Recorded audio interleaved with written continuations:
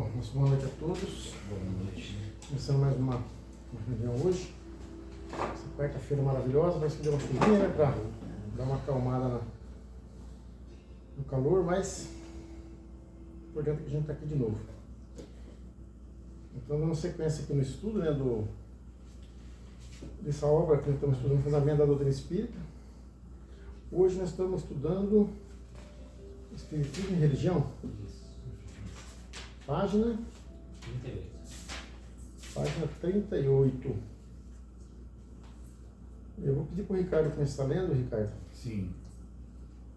E você vê até onde você pode ir. Depois você clica e continua. Fazendo aquilo também.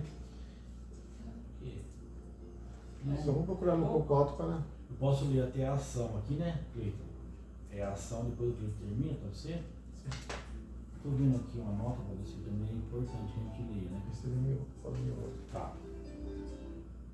É importante que a gente leia essa nota aqui. Mas deixa eu ver onde que ela está. Vamos lá.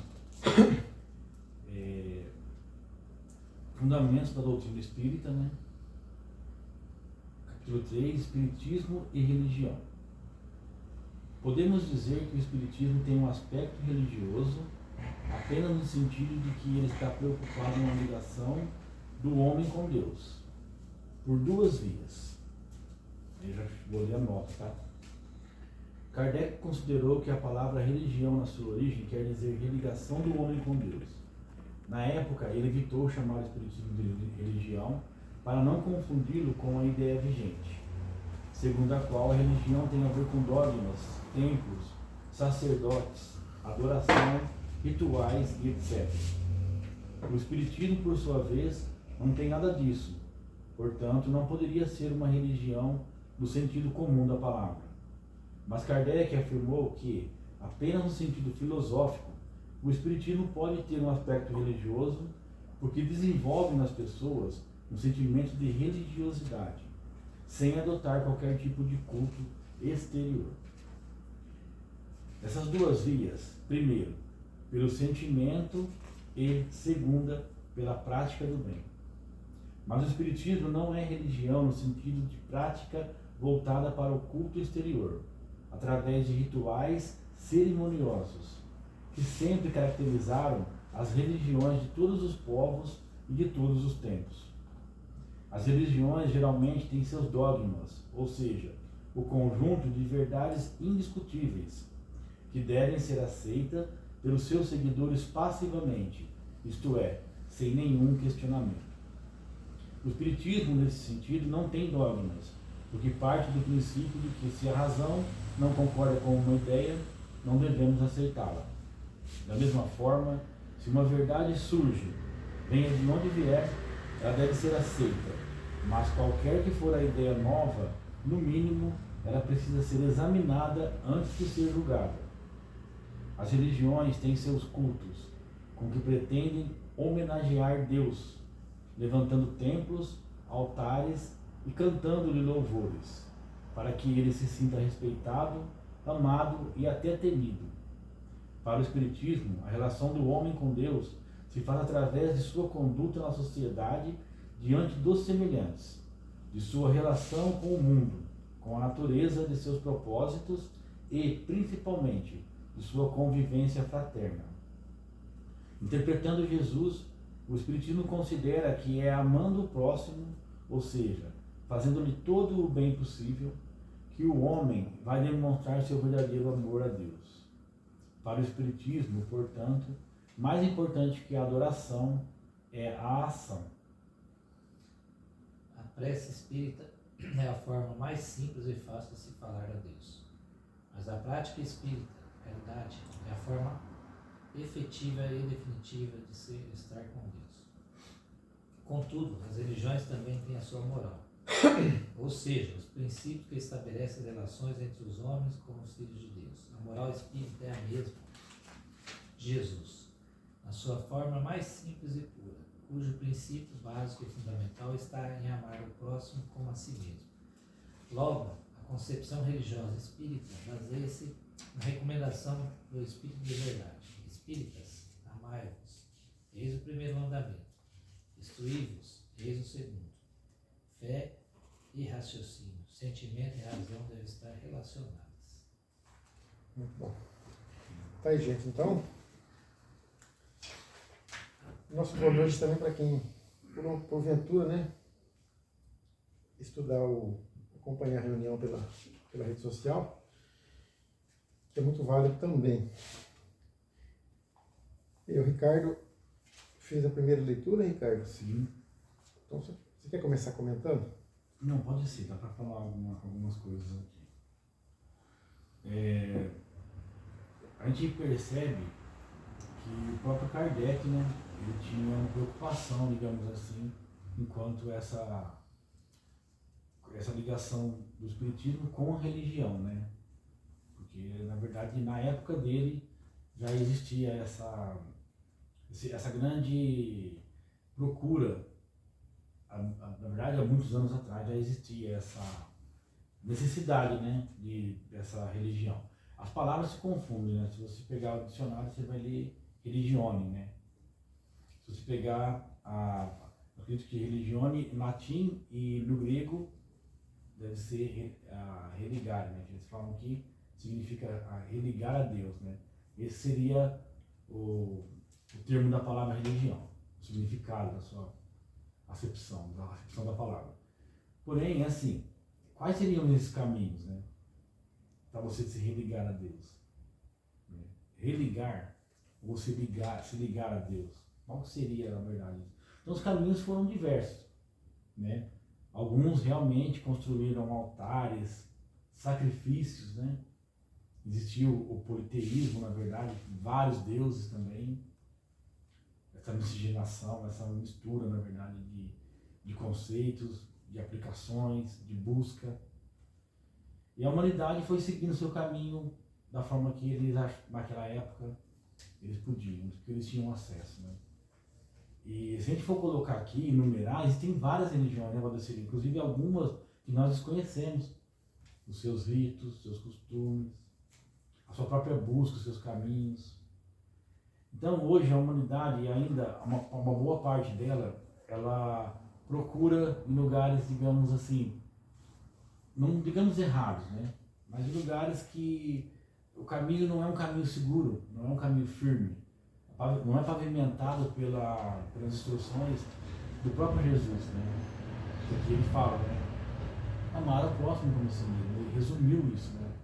Eu estava conversando com meu amigo, eu falei para ele assim, você podia fundar uma igreja assim, os dois maiores mandamentos, né? Amar a Deus sobre todas as coisas e o próximo como a si mesmo. Eu poderia ter uma igreja que ensinasse isso, mas ensinar isso a que custa, né? Tem pessoas que infelizmente ainda não sabem realmente o significado da palavra amor, né? Confunde com paixão. Tem algumas pessoas, a gente costuma ter muita cautela para falar, para que não ofenda nenhuma dessas religiões, né? A gente tem muita cautela para falar sobre isso, porque imagina só, enquanto nós estamos aqui estudando, nesse humilde local aqui, com nós, poucas pessoas, existe talvez uma grande massa falando coisas impróprias sobre nós, sobre o espiritismo, sobre o nosso estudo, sobre o nosso deslocamento da nossa casa até aqui. Talvez fazendo pré-julgamentos, né? Com teores preconceituosos, diversas coisas. Então a gente tem muito cuidado para falar sobre isso, para que a gente não ataque nenhuma dessas vertentes, né? O que significa, na verdade, a gente estudar a doutrina espírita, tentar entender a doutrina espírita, né? Que tem os caminhos são seguros realmente. A gente sabe que se a gente puder aplicar um pouco que a gente estuda aqui, já vai ser de grande valia, né? Poder seguir um caminho mais seguro.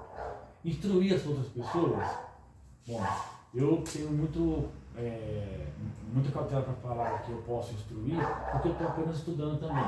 Mas alguma coisa a gente já sabe de como a gente vai se pronunciar em relação a alguns acontecimentos. Você vê que aqui ele cita a sociedade, né? Sociedade. Nossa convivência com a sociedade, a todo momento estamos chamados a isso. A todo momento, qualquer lugar que a gente for, dentro da nossa própria família, que é uma pequena sociedade ali constituída entre seres que como nós acreditamos, não estão conosco pela primeira vez. São espíritos que estão conosco há muito tempo. Nós estamos aprendendo ali, com segurança. Os espíritos falam para nós que o nosso lar é um dos primeiros estágios que o espírito encontra quando ele chega na Terra, quando ele volta para a Terra, né? É um dos primeiros estágios onde ele vai aprender. E depois ainda vamos conseguir continuar a nossa caminhada, no nosso trabalho, numa escola, alguns numa faculdade, com pessoas com pensamentos diferentes, né? Como nós vamos aplicar os conhecimentos que nós angariamos lá, sem distinção, porque a outra pessoa tem um conceito religioso diferente do meu, né? Como que eu vou conviver? Aqui no Brasil nós conseguimos conviver bem, mas tem lugares que o conflito é sangrento, é a base de sangue, né? Tem lugares que a própria escritura não entra, né? Não entra nenhum outro tipo de conceito religioso. Então a perseguição é maior. Aqui entre nós, no nosso país, nós não temos muita perseguição, graças a Deus, né? E as pessoas também já alcançaram uma mentalidade diferente, mas ainda existe um preconceito camuflado ali, né, você? E as pessoas às vezes não externam isso publicamente, não externam isso daí para você, mas às vezes tem um pé atrás com você, por falta de conhecimento, até mesmo por ignorância. Então, a gente tem, quando a pessoa pergunta para nós, pelo menos no meu caso, qual é a sua religião? Eu não hesito em falar, eu sou estudante do Espiritismo, eu estou estudando o Espiritismo. Mas... E aí, se a pessoa quiser saber, nós vamos conversar sobre isso, mas existe algum ritual para isso? Existem os sacramentos que as outras religiões têm, né? Aqueles sacramentos, né? Existe o batismo, tem uma preocupação também quanto a isso, né? Eu tenho minha filhinha de 6 anos lá. Sua filha é batizada? Não, minha filha não é batizada da forma que você entende como batismo, né? É ritual. Nós não temos isso. Mas não tem problema? Bom, problema algum, não. Não vemos esse problema. Casamento, como que é o casamento de você? Né? Vocês conhecem mais do que eu, vocês poderiam responder essas perguntas com mais segurança do que eu. Mas a única coisa que eu vejo é que não existe realmente esse sacramento, essa parte religiosa. Dogma, né? Esses dogmas, justamente, como ele está falando aqui, né? Esses dogmas religiosos, né? Rituais. Isso também não quer dizer que a doutrina espírita é desorganizada, né, Valdecir? Pelo contrário, ela tem sua organização. Na simplicidade dela, ela tem a sua organização, né? E a forma de nós podemos nos religar a Deus, o próprio Jesus ele nos disse, né? Nós poderíamos sim, de acordo com os nossos esforços, né, nossas atitudes, né, nós conseguiríamos avançar para nos aproximar cada vez mais do nosso Criador. E quando a gente estuda a doutrina espírita, eu me recordo muito, para finalizar meu comentário, que eu nunca culpei a outra religião onde eu cantava, onde eu nasci, né? Por eu não ter conhecido Jesus como eu conheço hoje. Eu atribuo sim ao Espiritismo, mas não culpo outra religião, porque lá também eles falavam de Jesus. Lá eu teria que me esforçar mais para aprender da forma que eles falavam, né? Mas aqui no Espiritismo eu vi a presença mais do que viva dele. Inclusive a questão dos chamados milagres, né? As potencialidades, os prodígios que Jesus fez naquela época, quando ele esteve aqui entre nós. Para mim hoje é muito nítido entender que o espírito daquela envergadura conseguia realmente dominar a matéria, né? Tudo aquilo que ele se propôs a fazer, belíssimamente ele cumpriu na Terra e nos deixou esse legado que hoje a doutrina espírita vem trazer para nós de uma forma mais raciocinada, né? Sem aquelas coisas de mitos, né? Nós não temos mitos, né? Sem adereço, sem alegorias. Não, sim. Então eu sempre falo ao pessoal, olha, no Espiritismo eu conheci mais Jesus. Mas porque as outras não, porque no Espiritismo eu me apliquei mais, eu estudei mais, né? E vi que é extremamente possível um espírito chegar na Terra com uma missão belíssima dessa, né?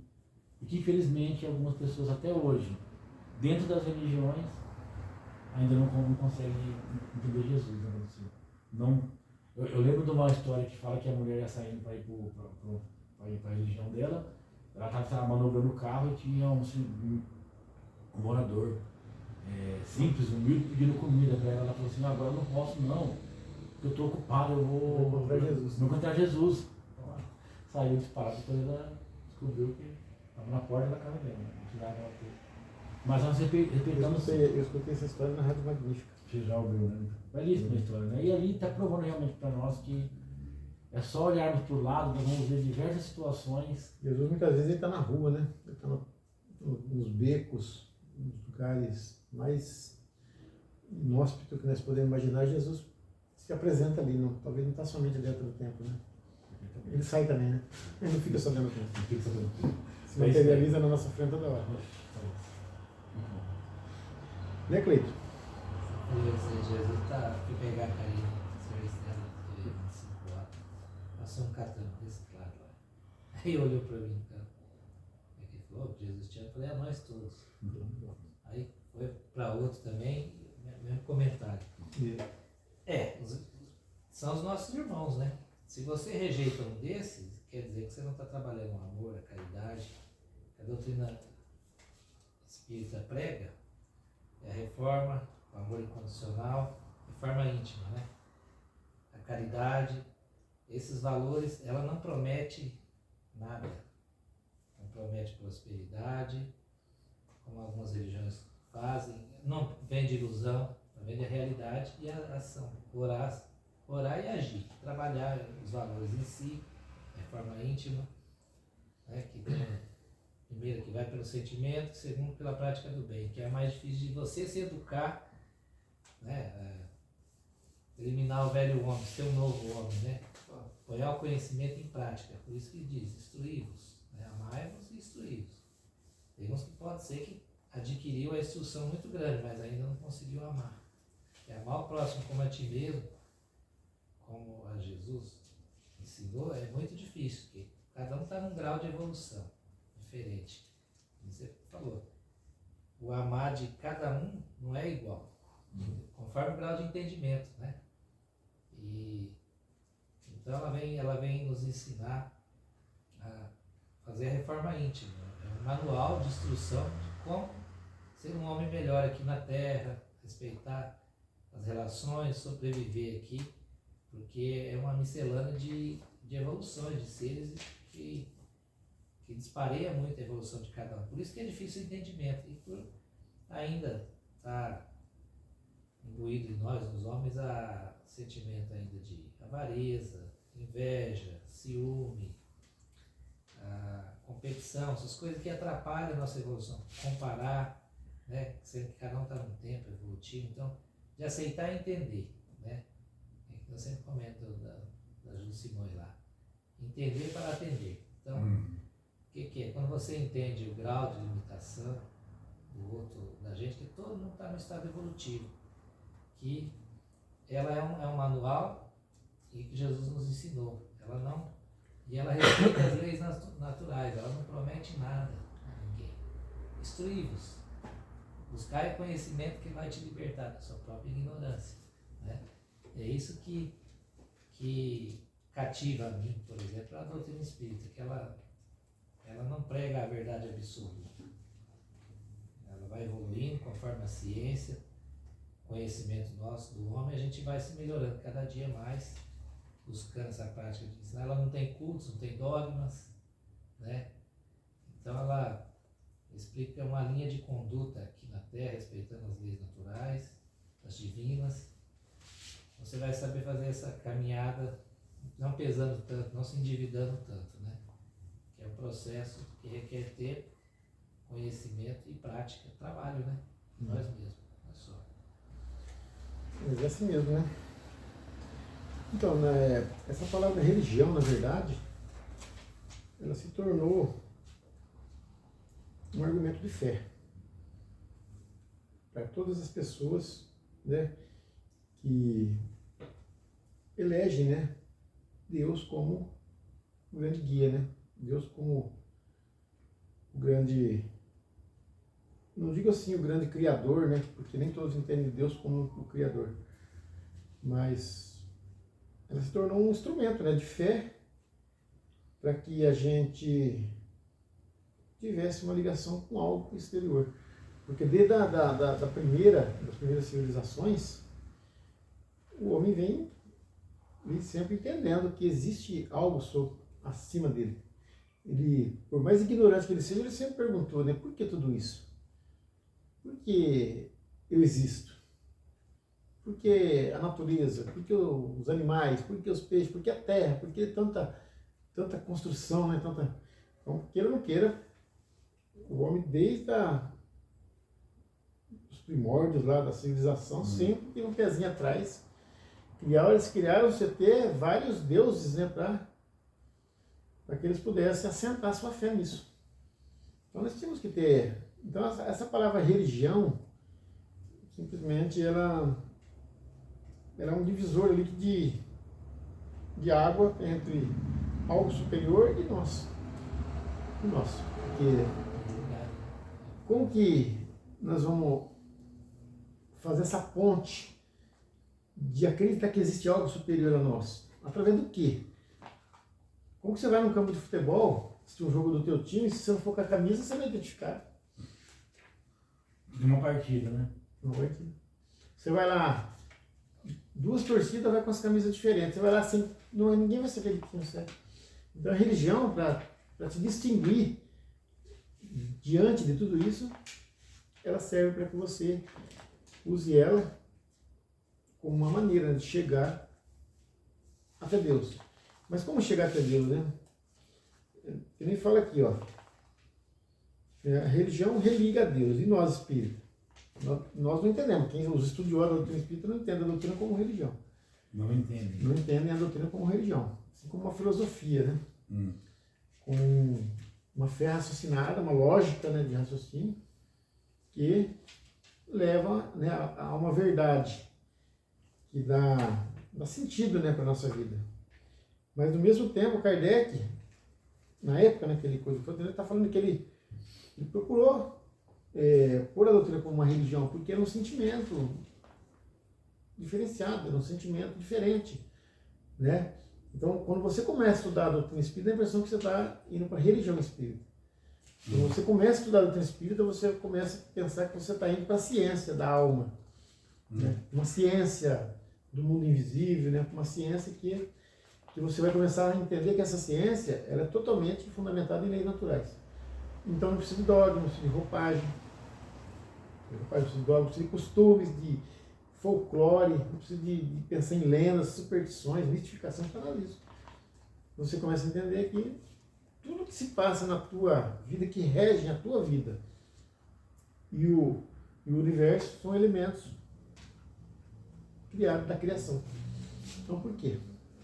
Por que você precisar de vestir roupa branca para você presenciar Deus? Você precisa no culto de uma igreja, ou louvar, ou adorar, para você estar na presença de Deus. Não. Na presença de Deus você está aonde você estiver. Onde estiver. Estiver no banheiro, estiver na festa, estiver na igreja, está na presença de Deus. Deus está tudo ali. Então mas como a nossa ignorância não entende os elementos naturais, a gente não entende que tudo é lei natural, tudo é criação, então a gente precisa se sentar em volta de uma mesa, precisa se reunir num grupo, precisa vestir um tipo de roupa branca, precisa de um perfume, um cheiro, um incenso, para notificar a Deus ali que nós estamos perante Ele. Nós precisamos de um altar para ajoelhar, para reclinar o joelho, para notificar a Deus que nós estamos perante Ele. Deus não está nem um pouco preocupado com isso. Deus não está nem um pouco preocupado, cara. Você falando agora da natureza, desculpa. A natureza, né? A gente vê aquele pequeno serzinho, muito certinho, chamado louva-a-Deus, que fica a mãozinha assim. Peraí, então a natureza está o tempo todo louvando a Deus, né? Mas esse termo religiosidade, religião, é esse argumento que a gente tem de fé para se ligar a Deus. Mas na verdade, se você começar a entender as leis de Deus, você não precisa nada disso. Você nem precisa falar que tem religião. É a mesma coisa, você não vai falar assim, eu não posso acreditar em Deus, eu tenho que confiar nele, eu tenho que saber que ele existe. Mas não acreditar nele. Desde o momento que eu falei que eu vou acreditar em Deus, eu estou tendo uma chancinha ali de desacreditar. Não é mesmo? Então as religiões, ela é um veículo, assim como os animais transportam, né, o princípio inteligente para a evolução, as religiões, a religião transporta os indivíduos, né, os espíritos encarnados na Terra para Deus, para o conhecimento de Deus. Mas, né, criou-se na mente, né, humana uma ideia de um Deus homem, de um ser, de um Deus que pune, de um Deus que você pode jogar toda a sua responsabilidade para ele. Criou-se isso. A religião criou isso. Ilusões. Ele usou uma coisa pronta, assim, Sem trabalho. que você acredita em Deus, mas você não entra no mérito da sua criação. Pronto, eu acredito em Deus olha por mim, Deus olha meu filho, Deus vai te guiar, Deus está no meu caminho, Deus é fiel, mas não entra no mérito dessa criação de Deus. Simplesmente Deus é Deus, mas Deus é só Deus. É um propósito meio... Né? Sem nexo. Então tudo bem, você pode acreditar, eu confio em Deus, Deus vai me ajudar, Deus vai... Você pode usar tudo isso como argumento, você entendeu?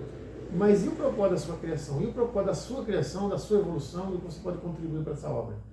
É isso que as religiões não explicam. Por isso que a doutrina espírita é uma ciência que explica, né, a peculiaridade entre o mundo físico e o mundo espiritual, as peculiaridades, as formas, os encaixes, as atrações, as arbitrações, a organização do que você sente que é extracorpóreo, com o que é corpóreo. O doutrina espírita, através da mediunidade, trata isso. Então, nós não podemos ver a doutrina espírita como religião. Por enquanto, a gente ainda precisa ver. Mas a gente não pode, estudando a doutrina espírita, não vamos ver ela como religião nunca. Vamos ver como uma ciência da alma. Posso ler o que fala o nosso amigo aqui? Só para você ver como que é uma coisa distante. E a maioria das pessoas procuram aqui, né? Você olhar, olha só. O dicionário é importante, tá? Tem uma palestra um nome famoso aí do Espiritismo, que falou que a gente não pode se sentar em volta numa mesa para estudar Espiritismo sem ter o dicionário. Bom, a etimologia, né? Que é a origem das palavras, né? Então tem que ter o dicionário. Olha que interessante, ó. Aqui, ó, no latim, ó, religione. Crença na existência de força ou forças sobrenaturais. É aquilo que você falou, crença. Né? Ó, por que sobrenaturais? Aí depois ele fala assim, ó, manifestação de tal crença por doutrina e ritual próprio. Devoção. Não é uma coisa assim bem... Sei lá, é uma forma que ele então, essa devoção anula, essa devoção a Deus, ela te anula, te abafa talvez a oportunidade de você pensar. Você é devoto de Maria, devoto do Cristo, devoto de Paulo. Mas você é devoto, mas você mas te tira você é centelha divina. Tira o ponto de partida de pensar. Sim. Não é verdade? Por que sobrenatural? Né? Por que sobrenatural? Então, você estudando, você vai entender os processos, né? A turma fala assim, mas eu acreditando em Deus, tá bom. Mas, puxa vida, por que eu vou querer saber dos mistérios de Deus? Puxa vida, você tem mais que saber. É o que você tem que mais saber, para você não jogar uma bituca de cigarro no chão, para você não prender passarinho em gaiola, para você não cortar árvore de qualquer jeito, não poluir rio. Puxa, a coisa que ainda mais precisa saber é as coisas divinas, e a gente fala que não precisa. Não, mas por que eu vou querer saber essas coisas? As leis naturais. Deus não te ajuda se você não conhecer suas leis, meu. Deus não te ajuda em nada se você não conhecer as suas leis. Respeitando muito as outras religiões, mais uma vez, né? Tem uma religião que eles não concordam com comemorações diversas, aniversários, tal. Então eles não participam disso, né? Por achar que é uma coisa errada, né? Aí minha filha fez aniversário, eu convidei a minha cunhada para ir e ele não foi. Não foi porque não permitia, né? Mas não era um gesto de amor, ela ir lá, dar um abraço, né? Mas tem até que entender. Mas então, a gente entende, eu falo para você. Cobrar. Só que o que você falou, qual que é a expressão maior? O que é mais importante dentro de uma sociedade, né? Mas os ritualistas são assim, vão cumprir, né? É complicado. Então, mas a gente entende. Essa roupagem que você quer se apresentar para Deus não é necessária. Perfeito. Não é necessária. Perfeito. Não é necessária. Essa roupagem não é necessária. Fala aqui, ó. Pelo sentimento e pela prática do bem. Agora, praticar o bem na condição que nós estamos, espiritualmente, moralmente, é difícil. Mas tem que ter o esforço. Você tem que, talvez, pecar num e tentar acertar no outro. Aí você vai tentando acertar 2 e errar 1. Depois você vai tentando acertar 3 e errar 1. Até que esse um vai ficando parado e vai... Esse esforço tem que ter. Então não dá. Então, infelizmente, Deus ele tem um propósito conosco. O que é o propósito dele? É nós entender ele, entender o que é esse grande universo. Agora, se nós achar que o universo está pronto para nós usar e abusar dele do jeito que a gente quer, nós vamos se dar mal. Nós vamos colocar os pés pelas mãos. Quantas pessoas que não estão aí hoje num aparelho de UTI, respirando por respiradores, por aparelho artificial, porque detonou o corpo com cigarro, com droga, com álcool. Então, Deus está ajudando ele? Não está. Não fica livre-arbítrio, né? Deus não está ajudando ele porque Deus ajudou ele ensinando o que é lícito para nós. Se você degradou essa lei, Deus vai te ajudar de jeito. Ele te vir lá e tirar o aparelho e fazer você respirar normalmente, mas ele não vai fazer isso. Não existe retrocesso na lei de Deus. Porque a ação foi sua, né? Não foi ele. Livre-arbítrio. Então, gente, vamos parar de achar que Deus salva, Deus paga minhas contas, Deus cuida de mim. Ele é tudo. Ele já cuidou, ele já fez tudo que tinha que fazer, ele está prontinho. Tudo que a gente precisa agora é a gente que tem que se aprontar é a gente. A doutrina espírita, ela tem esse argumento para nós poder se apegar e tocar em frente a nossa vida. E a gente ainda vacila bastante, a gente erra muito, a gente tem preguiça de vir no centro, a gente deixa, por qualquer coisinha, a gente deixa uma reunião tão importante nisso tudo. Eu estava vendo na internet, até eu respondi uma moça, e ela é de Mato Grosso. Ela respondeu assim: eu me interesso muito pela doutrina espírita, mas não sei a que fonte eu recorro. A quem eu recorro e a que fonte eu recorro para estudar a doutrina espírita. Olha, rapaz, eu achei que a resposta dela ia demorar para vir, hein? Aí eu respondi para ela assim: estuda o Pentateuco de Kardec, começa pelo... estuda primeiro o que é Espiritismo, o Livro dos Espíritos, o Livro dos Médiuns, a Revista Espírita, o Céu e Inferno e a Gênese, que você vai encontrar. Ah, não demorou, acho que 10 minutos ela já estava respondendo lá. Muito obrigado, moço, vou procurar. Então você veja bem. Deus não é. É a nossa tarefa hoje. Vou fazer assim, você falou uma vez aqui que você orientaria a pessoa que está iniciando no espírito a falar para ela assim, ó, procura lá o que é espiritismo, que eu realmente também concordo. Eu vi uma palestra do Dutra, ele fala assim, ó, que o Noval perguntou para ele assim, ó, onde que eu começo estudando a doutrina espírita? Ele falou, pega a Gênesis e vai dos espíritos superiores, lá no final, é onde você vai chegar. Você vê que interessante quando você fala assim, puxa para a pessoa, né, ó, a religião, ela começa ali, né, mas ela vai falar o que para você? Onde você quer chegar? Qual que é o caminho? Porque o caminho não é curto. O caminho não é curto. As pessoas confundem muito essa salvação, né? Os salvacionistas, principalmente os salvacionistas, né? A teoria dos salvacionistas é o seguinte: basta um pequeno gesto e uma mudança de chave, eu estou salvo. Porque Jesus já me banhou com o sangue, né? Então assim, fica uma coisa que você falou, sem esforço. Existe uma ideia que você vai ser salvo. A natureza, se você entrar numa caverna, tem aquelas tractites, né? São pingos de água que vão formar uma escultura gigantesca. Aquilo ali foi, ó. A natureza está dando mostra para nós de como que é o progresso, né? Como que é a evolução das coisas, né? E nós estamos imbuídos, né? Nesse mesmo contexto natural das coisas, né? Agora nós somos seres já, como você falou.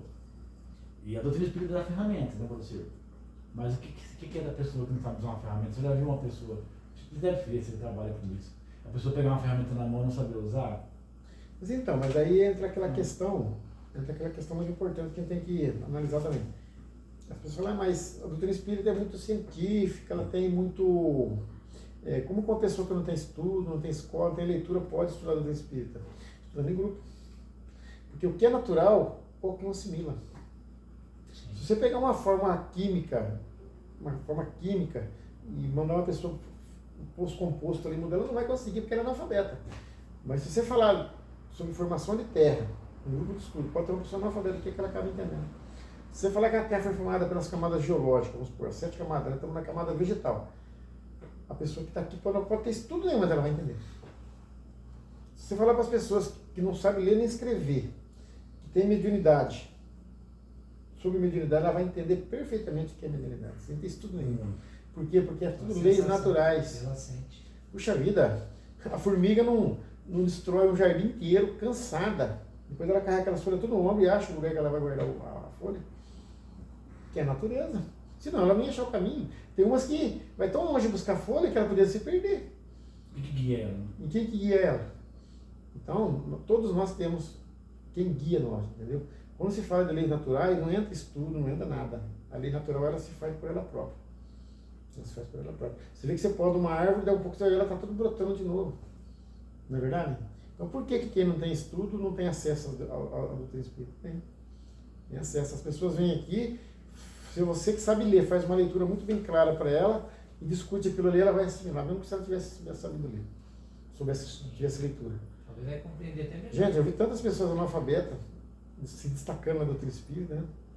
Bonito, né? Um grande exemplo, no próprio Pátria, no próprio centro. Quantas pessoas que não tinham lá estudo nenhum e se destacou tanto na doutrina, destacou tanto na mediunidade. Muitos outros, né? E o amor vai junto ali. O próprio Chico. Ô, Odecir, você falou você imagina aquele primata recém saído do reino animal, alcançando o reino nominal, né? Que é o próximo passo.